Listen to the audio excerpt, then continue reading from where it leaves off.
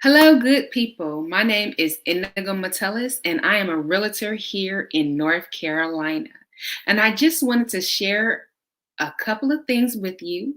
The 10 mistakes that you should know as a seller as you're going into this market. Now, yes, we have been in a pandemic. Yes, we are starting to come out of this pandemic. We are starting to breathe life back into our everyday norm. So, for you homeowners that are deciding, is it the time to sell my house? Yes, the market is hot with the buyers.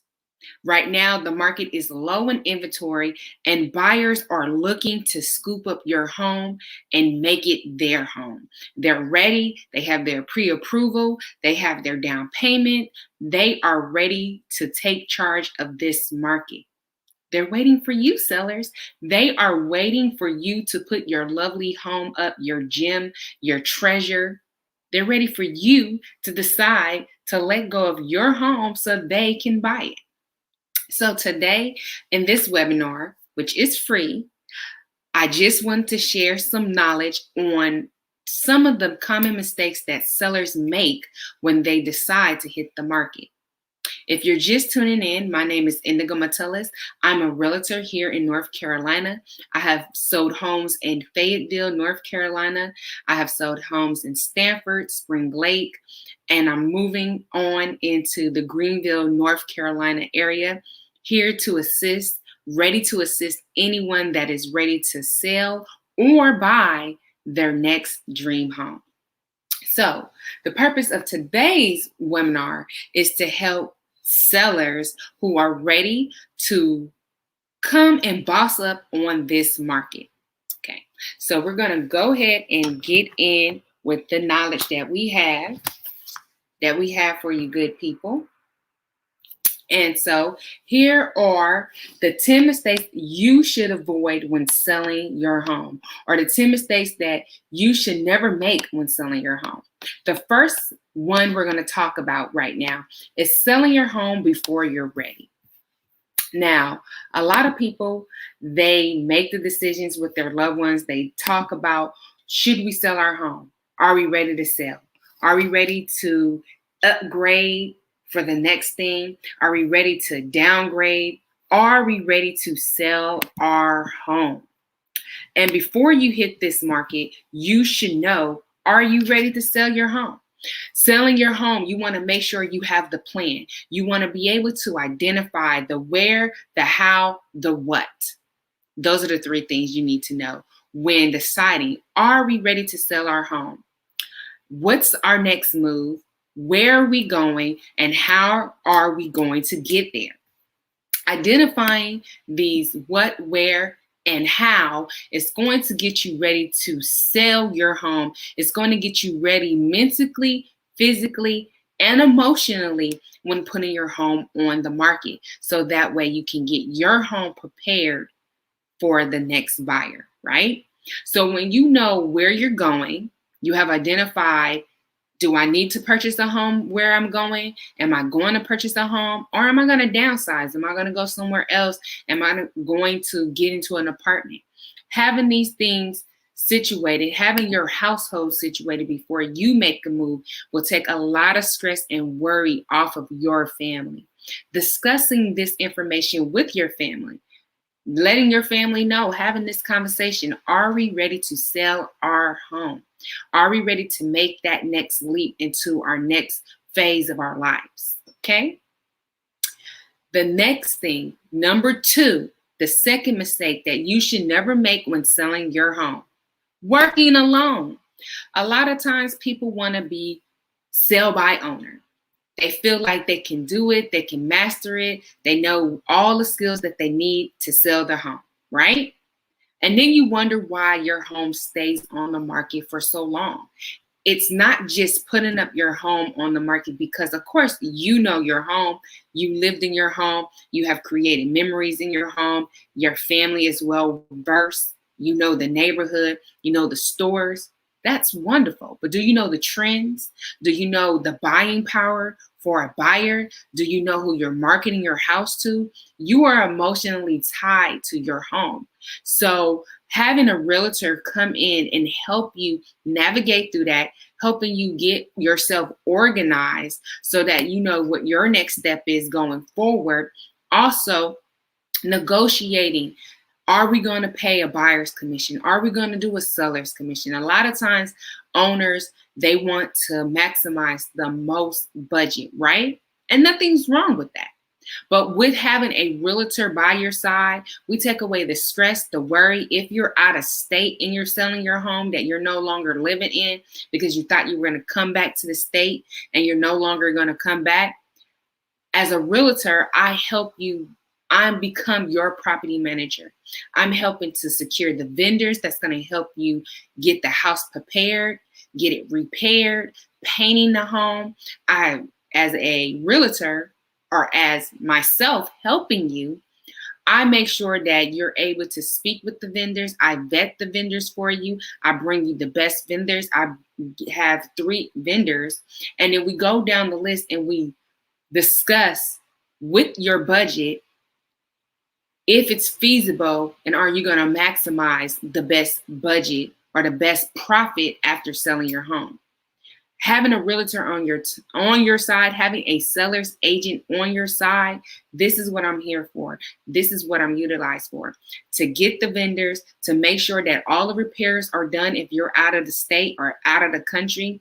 Having someone that can give you reports on what's going on with your property here in North Carolina, making sure that it's getting handled and handled right, taking videos, taking pictures of the repairs that have been done, so that way you can rest assured that I'm handling your home how you would have handled your home if you were here.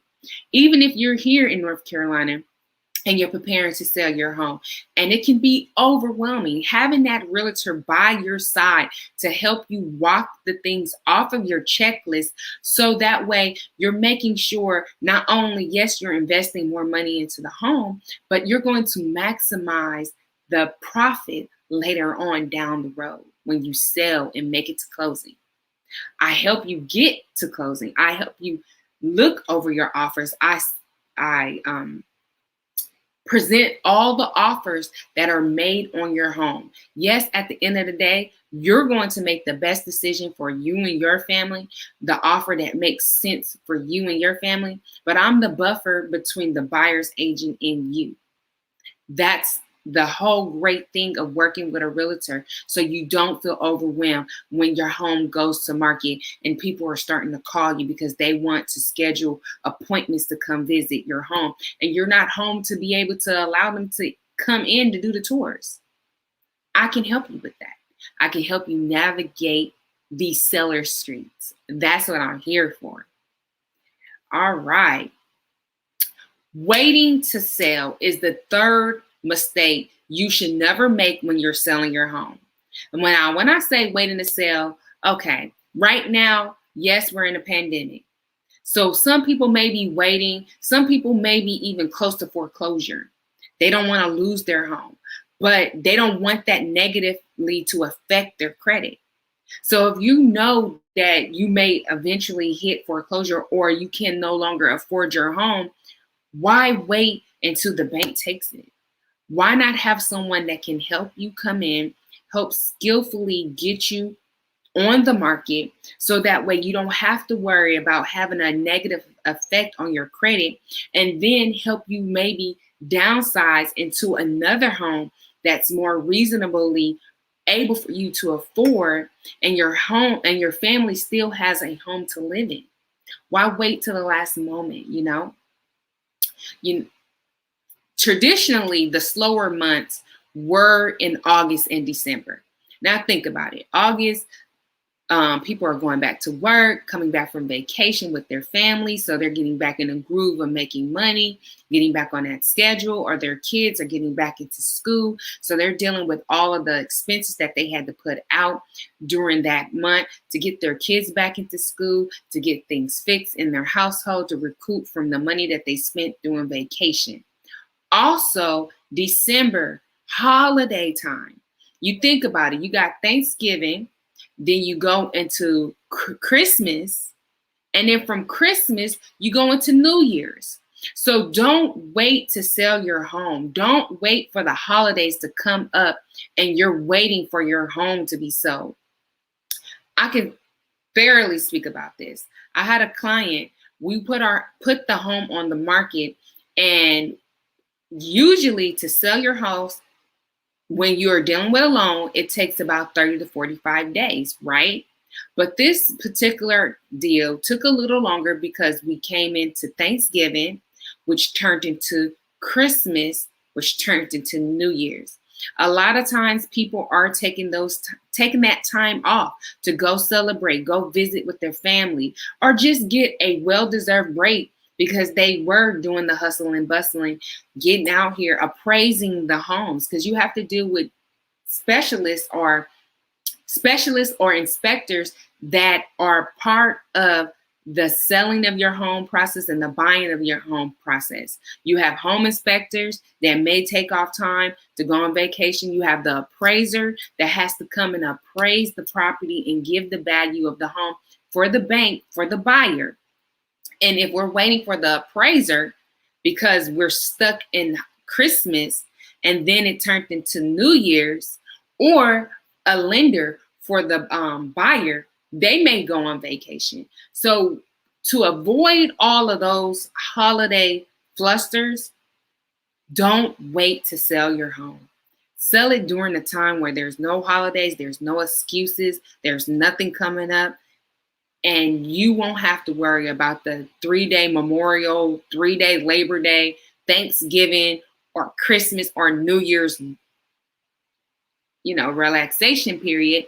You can get your house sold within the timely manner, hopefully no hiccups. In that 30 to 45 days, you're on to your next location because you've already answered your what, your where, and your how when selling your home, right? All right. So the fourth thing that we're going to talk about in the 10 mistakes that you should never make when selling your home is pricing your home too high. Now, a lot of times people, they're emotionally tied to their homes. When they bought their home at a certain amount.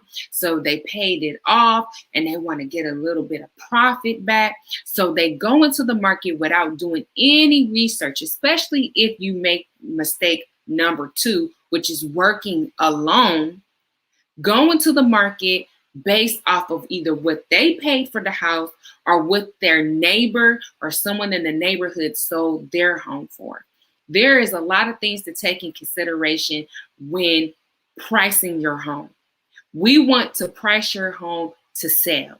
We don't want to overprice your home where 3 weeks later on, we have to lower the price because we went in and overpriced your home. We shouldn't be pricing your home based on the emotional value.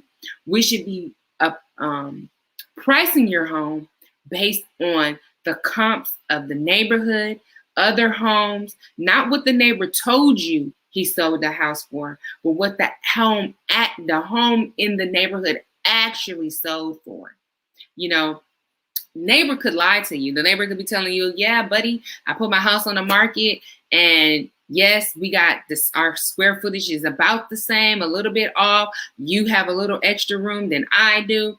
But man, I had a buyer come in here and they just jacked up the price and I sold my house for 140. Then you're thinking, oh, wow, Bob put his house on the market for 140, sold it for 140. My house, I know, is way worth that. I'm going to put it on the market for 145. Then your house sits on the market because Bob actually sold his house for 135. Now you overpriced your home by $10,000 and now it's sitting and now we have to chip away at the price, which could make buyers a little leery because they may think, what's wrong with the house that it has to come down the price? Nothing's wrong with the home. Come look at the home. Come take it all in. We made the mistake by overpricing it. And that's why the price is going down. Nothing's wrong with it. But people don't take the time to think that. They just assume, oh, the price is going down. Yes, it's a bargain. Maybe I can go lower. Maybe I can negotiate lower. And we do not want to put you in a position for you to have to eat crow because you overpriced your home going out the gates. So we definitely want to make sure that's what a realtor does when you're working with a realtor. They help you look at the comps of your neighborhood, of the homes that had sold within the last 6 months to 12 months to actually give you that hard cutting sell price that the home in the neighborhood actually sold, what Bob actually made off of that home when pricing your home. So we make sure your home sells. Yes, we're in a seller's market right now. And a seller's market means that low inventory and lots of buyers. So yes, it's creating something where it's making a buyer frenzy and it's making the price go up. But I like to say, let's start with a midpoint and work ourselves up. Let the buyer or the consumer take you up rather than you start too high and then you have to come down low. Let's put a nice, great medium price on there. The value of the home, not the emotional value of the home price. Because of course we're going to say our home is worth a lot of money because it's tied with all the celebrations, all the births, all what we've done with our family in this house, and nothing's wrong with that. But we want to sell your home. We don't want to keep it on the market for longer than it needs to be. All right. So we've already talked about point 1, 2, 3, and 4. So now we're going to move on number 5, refusing to make changes. Now, a lot of home sellers,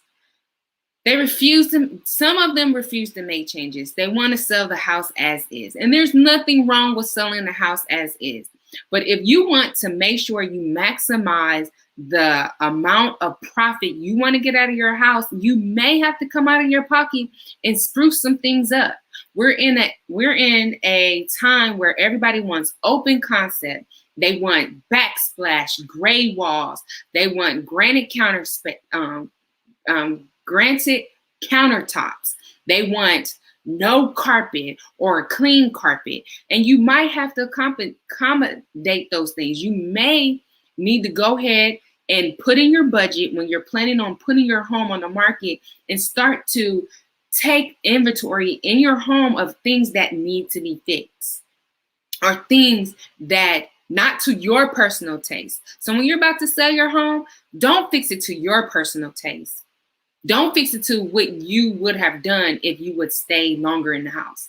Now your goal is, I'm selling my house and it's no longer my house. It's my investment that has taken care of my family, and that's going to take us to the next phase in our lives. So we have to be willing to attract the next home buyer for this home. We took care of this home for the X amount of years we took care of it. Now it's time for us to upgrade it to attract the buyer that will be raising their family in this home. Maybe we need to take out the carpet and replace new carpet in the house. Maybe we need to upgrade the appliances, make those changes right now. Maybe we have black appliances in our home. Maybe we go update it to stainless steel. You know, that's the new rave right now. Everybody loves to be able to come in and see stainless steel appliances, dishwasher, microwave, the range, the refrigerator. And remember, a refrigerator is really a gift. So as long as you're in North Carolina and as long as you have the range and microwave, dishwasher, pretty good to go.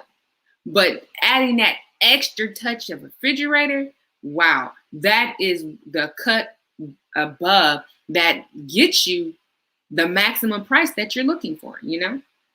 And especially when you catch a refrigerator and appliances on a good sale. Remember that. So you want to also make sure that, you know, if you don't make those changes, you know, the 5th mistake that sellers make when going to the market, refusing to make those changes. If you want to sell your home, remember there's an investor out there that is looking to get the bang for their buck. They're looking to lowball people. They're looking for homes that aren't going to be upgraded so that they can buy it at a lower price and they can flip it and buy it and get a higher profit for the home. So why don't you take your home, turn it into your investment, take and upgrade those things that you can, and then move on to your next upgrade or to your next downgrade, you know? And there's not downgrade, but downsizing. There's nothing wrong with downsizing, especially if you're empty nesters. Okay? The sixth mistake that sellers should never do when coming to the market is keeping their home cluttered. There is nothing like showing up to show a buyer their potential home and clutter all over the place. If you're still living inside your home while you're showing your home, clean up, get rid of oversized furniture you're not using. Go ahead and put it in a storage pod. Go ahead and sell it, because that extra money can help you with the move, can help you with the upgrades to the house. Go ahead and sell clothes that you're no longer using, donate them, give them away, do whatever you have to do to get rid of it. So when you transition out of the home, it's less things for you to have to pack up, less things for you to have to move, less things for you to put in a closet somewhere and not even use anymore. Get rid of that oversized furniture that doesn't fit your need anymore, especially if you're downsizing. The furniture that you have in your home may not even fit where you're going to now, to your new home, you know, or the old furniture that you had, you know, you might want to treat yourself to new furniture yourself. So go ahead and get rid of that old set, that old bedroom set, sell it, put it on Facebook Marketplace. There are so many people out here that are ready on Facebook Marketplace looking for deals. Trust me. That bedroom set that you have that you think no one wants, put it on there. Or if maybe reach out to a foster home or to a foster center that has foster parents that are looking for beds for their foster children. Maybe you might want to donate that and use it as a tax write-off. Maybe you have some clothing that your children outgrew and you can take it to the kids' closet space for foster parents. You know, there's a lot of foster parents out here that are looking to clothe their children that they have coming into their household, and you being able to donate your children's old clothes that they're no longer going to wear anymore and donating it to a child in need, that's a blessing in itself. So declutter your house. Get rid of the oversized things that you no longer need. Let it go. You're not using it anymore. You're not going to take it to your new space. If you haven't worn it or thought about it or used it in 2 years, it's time to let it go. All right. The seventh mistake that homeowners make when coming to the market is skipping major repairs. Okay, maybe you bought your home, right? And there was a crack in the fireplace, but you didn't fix it. And you planned on fixing it. And you knew when you bought the house that it was on your home inspection report. Or that you have old appliances. It's time to upgrade those. Or the roof. The roof may be damaged. And you've been holding it off. Okay, if you don't have the money to fix the roof, you don't have the money to fix that crack, you don't have the money to do the upgrades, that the major repairs, and you plan on skipping them, maybe instead of, make sure, one, you definitely disclose those things when you're listing your home, because it will still, you will still attract a buyer. If they know the stuff up front, they do the home inspection and they're still good to go, hey, no worries. But maybe if you're not able to fix those major repairs, offer a credit on, hey, the roof, I got estimates on the roof will cost $6,000. I'm not able to repair the roof, but if you give me a full offer on a full offer on my asking price, I'll give you a credit of $3,000. Hey, it's negotiation. We'll talk about that as a step as well. Number 8, cutting costs on photography. Okay, hey, you got a handy dandy iPhone 12. It takes amazing pictures, especially when you put it in portrait. Or you got a handy dandy camera, or the kid next door is a great photographer. You'll get them. Don't cut costs on the photography. Have you ever been on Zillow or Realtor.com and you've seen those homes and it looks like they took pictures with one eye open? Don't let that be your home. That can make the difference of buyers coming to buy your house, coming to your home as soon as it hits the market, already scheduling to come and see your home within an hour of you posting it online, your home going live, versus you using the kid next door who got some photography skills and the pictures are blurry, or someone was in the mirror taking the picture, or someone's kid sitting on the bed with clothes all around. Buyers do not want to be, they don't want to see your personal touch. They want to be able to imagine themselves in this house, in this space.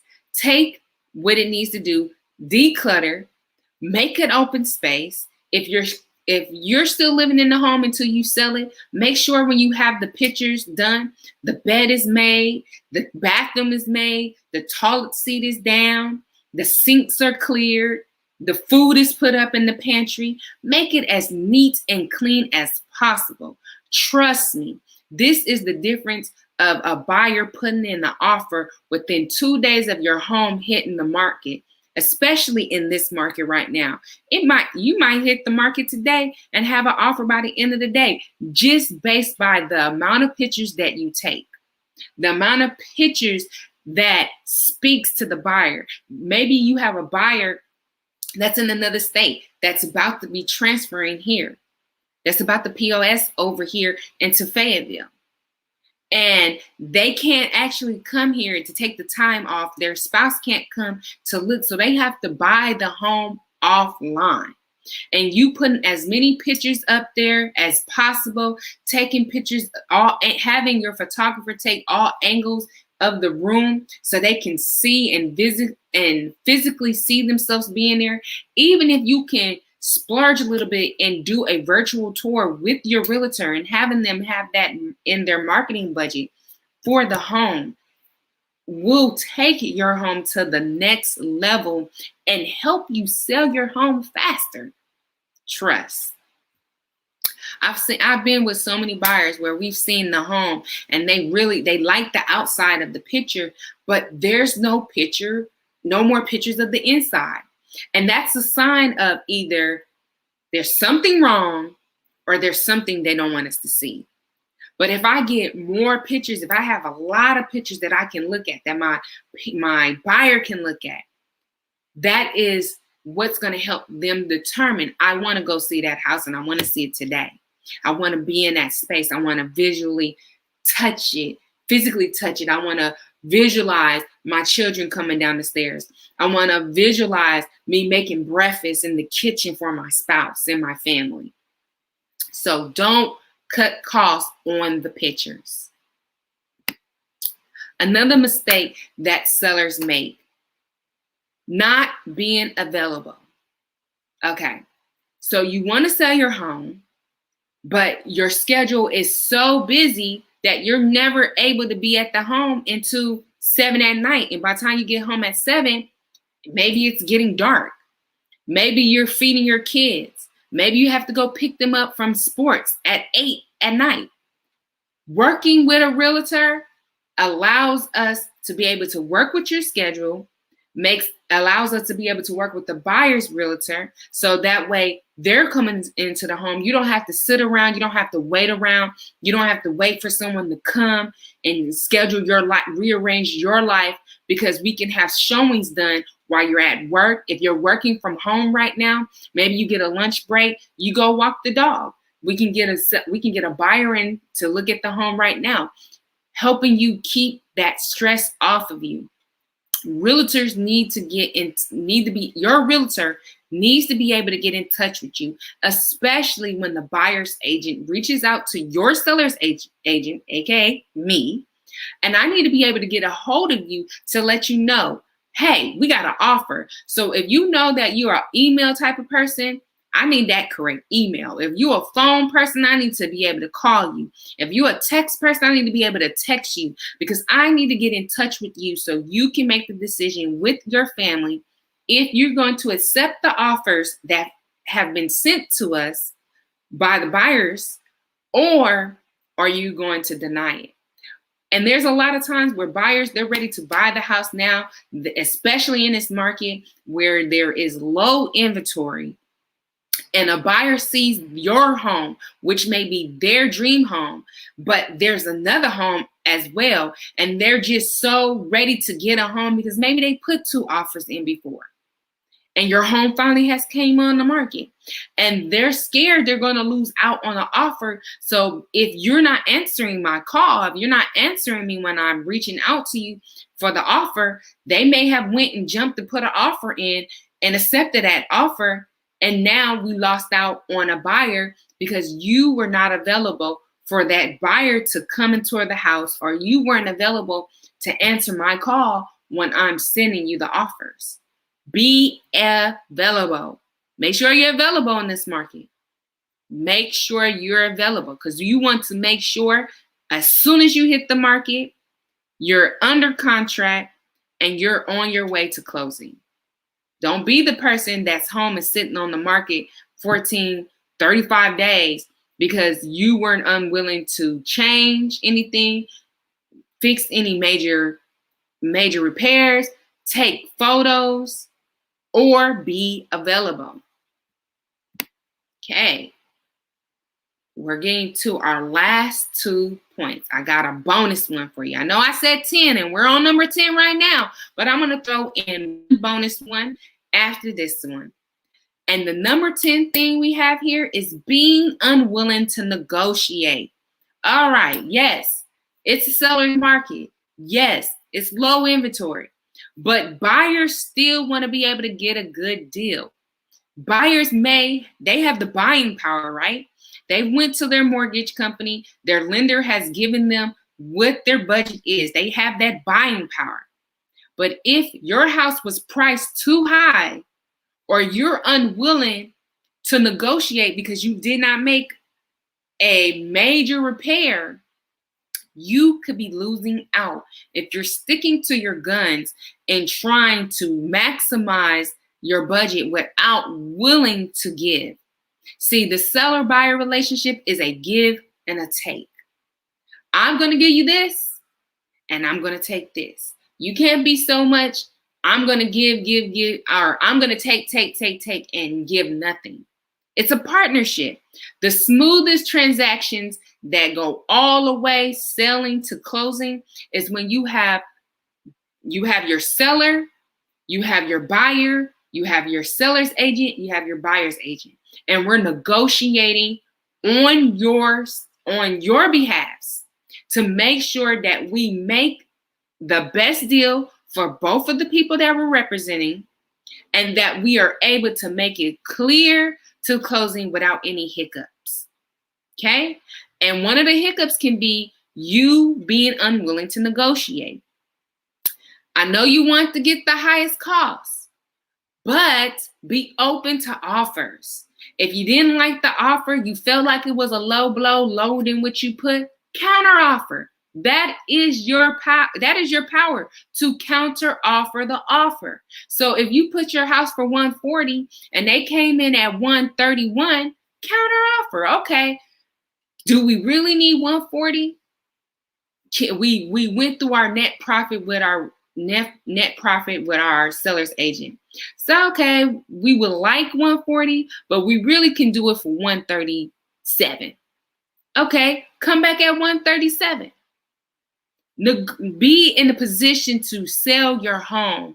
Sell it, get the max that you can get for your family. Pay off anything you need to pay off. Have a profit.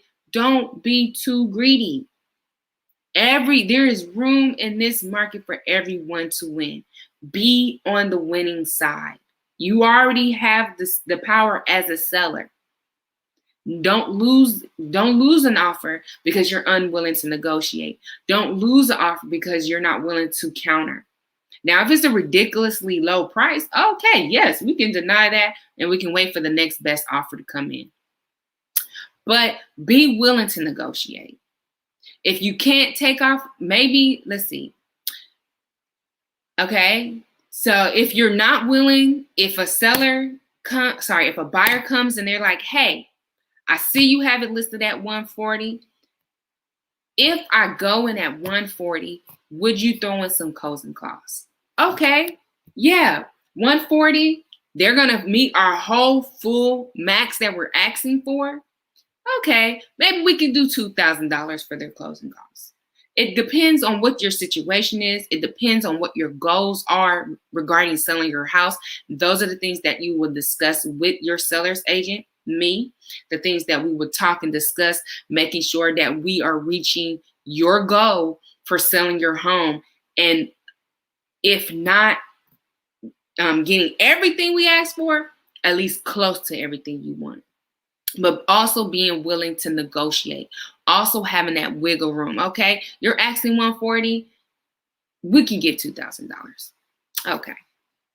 Okay, or maybe you can't give the $2,000 on the closing costs. Okay, the home inspection comes back. Maybe they want something repaired. Okay, we can go ahead. It's $700 or whatever it is. We can get that repaired for you.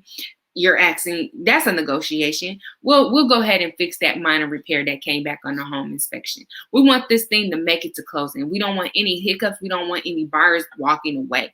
We want you to come, accept the offer. We accept the offer and work together as a team, or work together with two teams coming as one, wanting to meet that goal of the buyer getting a new home and you as the seller selling your home so you can transition to the next phase of your life, you know? And the last and final, the bonus, number 11. If you want to make it number 11, the most important thing that sellers should never make the mistake of is letting your emotions get the best of you. All right, you raised your family in this beautiful home. Yes, it's beautiful. Everything that you did in this home, the personal touches, you can remember little Johnny growing up and you guys tracked it on the wall right there. You can remember when little Sarah, you know, maybe she chipped her tooth right there and her baby tooth grew in, and or maybe you guys painted the wall with fairy dust. Okay, beautiful. Beautiful. But you are ready to transition to your next upgrade, or you're ready to downsize and maximize traveling with your spouse because you're empty nesters now. Okay. So don't get too emotionally attached to the home. Yes, you want to make it a home. Buyers want to come in. They want to smell the home. They want to feel the atmosphere. They want to feel the love. They love that. That's what's going to sell your home. The love, the atmosphere, the smell good as they come inside the house and they smell, and how delicious the home smells, how neat and clean you have made it with your upgrades, the new carpet on the floor, the new flooring, the new tile, the new countertops. Wow, this person has really loved this home. They have really put time and energy into this home. They see it. They love it. Don't get emotionally attached. Now, your mindset is, this is an investment that's going to take us to the next level in our lives. This is no longer our home. I remember a time when I was selling my own home and I had to let my husband know, hey, God gave us this house.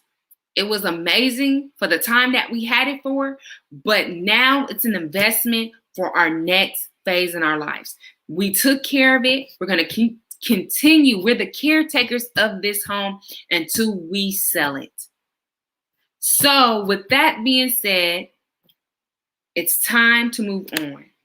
It's time to not allow the emotions of the house to hold us back. If we get an offer, it's not personal. It's not a personal if the offer is low. It's not personal. There's nothing personal. They're not personally digging you and the home. But maybe they love the home but don't have enough money. And if the offer is a no-go, just politely decline it. It's nothing personal. This is a business transaction. You're selling your home, and it's not your home anymore. You're selling your investment to the next home buyer that this home will be theirs. Okay? So just to reiterate, the 10 mistakes plus bonus that sellers make when hitting the market is: 1, they sell their homes, or you're selling your home before you're ready. 2, you're working alone. 3, you're waiting to sell your home. 4, you're pricing your home too high. 5, you're refusing to make changes. 6, you're keeping your home too cluttered. 7, you're skipping major repairs. 8, you're cutting costs on photography. 9, you're being unavailable. 10, you're being unwilling to negotiate. And the bonus one, you're letting your emotions get the best of you when it's time to sell your home. I'm Indigo Metellus, and I am a real estate agent here in North Carolina with Movil Realty. I cover the areas of Fayetteville, North Carolina, Stanford, North Carolina, Spring Lake, Dunn, Irwin, Raleigh, Durham, Greenville, North Carolina, Winterville, Winston, Rocky Mount, and any area in the eastern North Carolina. My team is everywhere. Like I just said, I have team members in Fayetteville, Cumberland County. I have team members that are in Wilmington. I have team members that are in Clinton, team members that are in Dunn, Raleigh. I have team members that are in Spring Lake. For any military that is transferring to the Fayetteville, Fort Bragg area, we are here to serve you. We are ready to help you sell your home. We are ready to get you transitioned to wherever your next movement. And I am here to help you in Pitt County, with Pitt County, Cumberland County, here to help you, assist you to hit the market and avoid making these 10 costly mistakes when putting your home on the market. Once again, my name is Indigo Metellus, and you can find me on Instagram at Realtor Indigo Metellus. And just closing out, you can call me at 910-777-7956. And if you're ready to move or ready to sell your home in a different market in North Carolina, still hit your girl up. I can refer you to a great agent in whatever state that you're going to. Once again, my name is Indigo Metellus, so let me tell you so.